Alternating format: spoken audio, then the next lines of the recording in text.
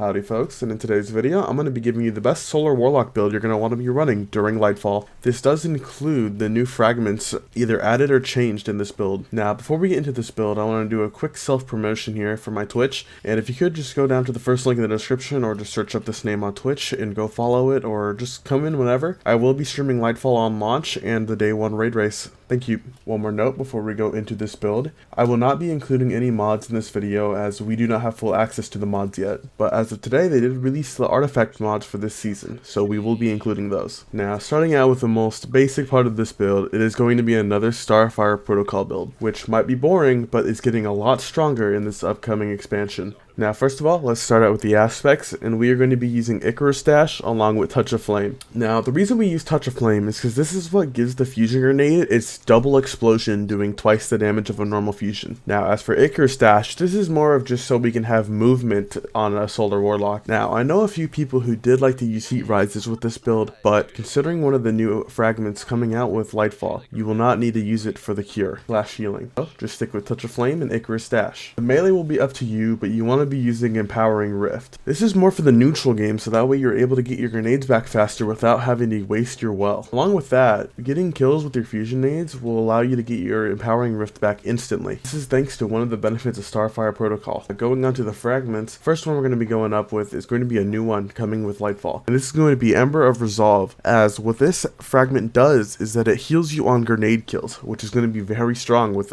2 fusion nades coming back almost instantly from your Empowering Rift. Up we have Ember of Eruption, as what this fragment does is that it gives your solar ignitions a larger area of effect, allowing this to pair very nicely with our next fragment going to be Ember of Char, as what this does is when you solar ignite something, it's going to spread Scorch to all the targets in that radius. Leads into our very final fragment going to be Ember of Searing. Ember of Searing is currently in the game, but is going to be getting this additional effect in Lightfall. So now, what it's going to be able to do is create a fire sprite whenever you defeat a scorched target, which you should be scorching targets with your grenade initially, and if they ignite, it'll make even more targets scorched, thus increasing your chances of making more fire sprites. Now, if you haven't been keeping up to date with all the information, fire sprites are essentially replacing elemental wells for the solar subclass. Now each one has its own. For example, Arc has the Ionic Traces, and Void will be getting a new one as well. So what these do is basically they will drop on the ground and you can pick them up for a little bit of grenade energy.